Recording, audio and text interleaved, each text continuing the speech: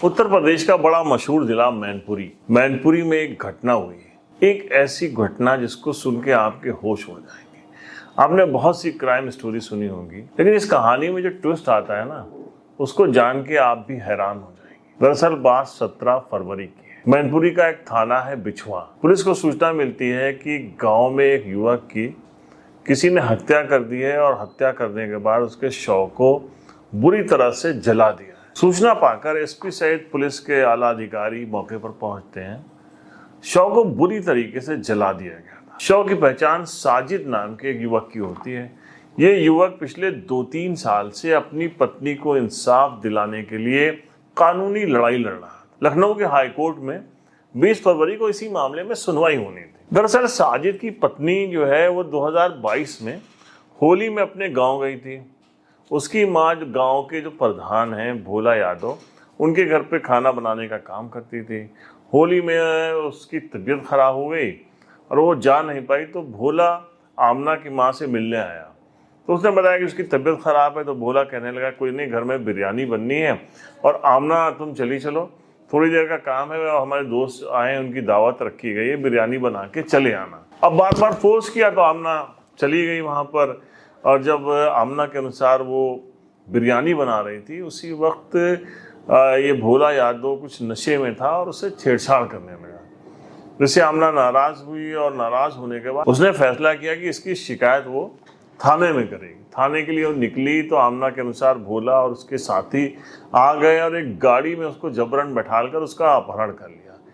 4 महीने 10 दिन तक उसको कहीं एक गुप्त स्थान पर रखकर उसके साथ लगातार बलात्कार करते रहे। पति साजिद अपने सास के साथ घूमता फिरता रहा, ढूंढता रहा अपनी पत्नी को।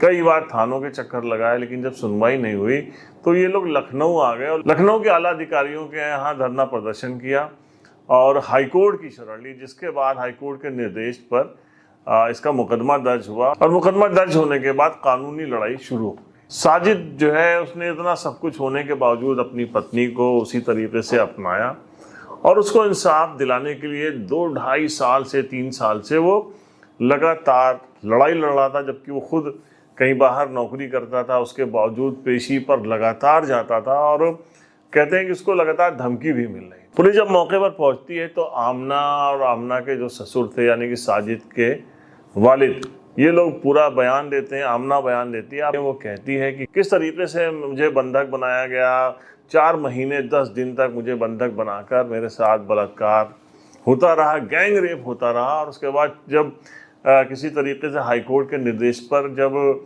मुकदमा दर्ज हुआ, पुलिस थोड़ा एक्टिव हुई, छापे की कार्रवाई शुरू हुई, तब भोला मुझे एक पुल पर लाकर छोड़कर चला गया। अब वो 17 तारीख को उसके गुर्गे आए थे घर पे, मेरे पति साजिद को धमकी दी और कहने लगे कि तुम इसकी पैरवी छोड़ दो और अगर कोई जो है पेशी पर गया तो उसका बुरा अंजाम होगा। जब पति ने मना कर दिया कि नहीं मैं लड़ूंगा, तो मेरे पति की हत्या कर दी और हत्या करने के बाद उसको आग के हवाले कर दिया। अब पूरा गांव मान रहा था, सभी मान रहे थे कि यह हत्या भोला नहीं की। यहाँ तक कि पुलिस भी जब मौके पर पहुंची, उसने सारे लोगों के बयान लिए, घर वालों के बयान लिए, पत्नी से बात की, तो पुलिस भी इस नतीजे पर पहुंची थी कि भोला ने ही अपने साथियों के साथ इस हत्याकांड को अंजाम दिया है। पुलिस ने रेड डाली, भोला उसके कुछ साथियों को, कई लोगों को हिरासत में लिया, पूछताछ शुरू हुई। जो उनकी लोकेशन उन सब की मिल रही थी और पूछताछ में जो पता चल रहा था वो भोला वगैरह या उसका कोई भी साथी नहीं लग रहा था कि वो गाँव में वहाँ पर पहुँचा है।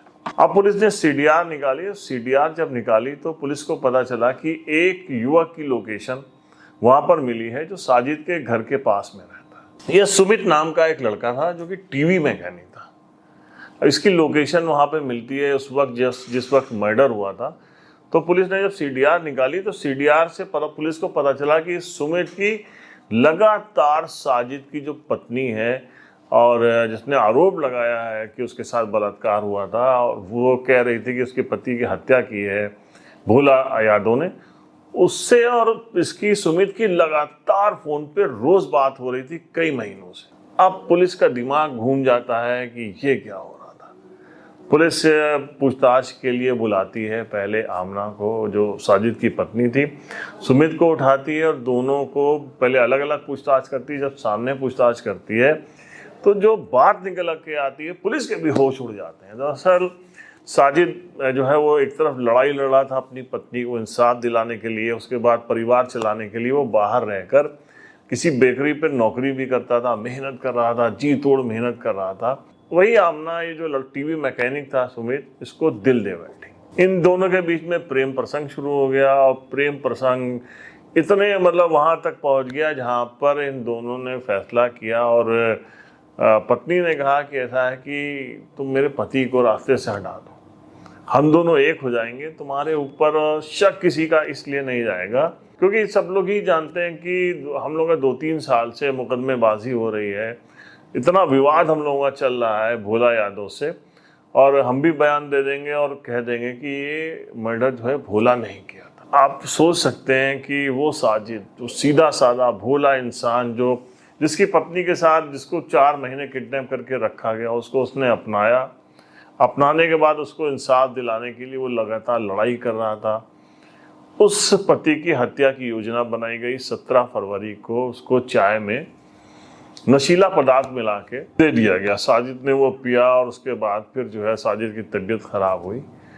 फिर यही लड़का सुमित उसको दिखाने के बहाने से लेकर गया, खेत में पहुंचा, आमना भी पीछे से आ गई और कहते हैं कि किसी उससे लोहे की चीज़ से उसके सर पर पहले वार किया। उसके बाद जब वो बेहोश होकर गिर गया तो ये लोग थोड़ा सा पेट्रोल लेकर आए थे और वहीं कहीं डीजल भी थोड़ा सा पड़ा था, जो इंजन का जला हुआ डीजल था, वो भी इसके ऊपर डाल दिया, जला हुआ डीजल और पेट्रोल डालकर आग लगा दी। और जब वो कायदे से जलने लगा तो ये दोनों मौके से फरार हो गए। और वो पत्नी जिसको इंसाफ दिलाने के लिए साजिद ने क्या क्या किया था, उसने ही साजिद की हत्या मिलकर कर दी अपने प्रेमी के साथ मिलकर। पुलिस ने जब इन दोनों को पेश किया प्रेस कॉन्फ्रेंस में और मैनपुरी के एसपी गणेश प्रसाद साहा ने जो सबको बताया तो कोई यकीन मानने को तैयार नहीं था। पूरे गांव वाले अचरज में पड़ गए।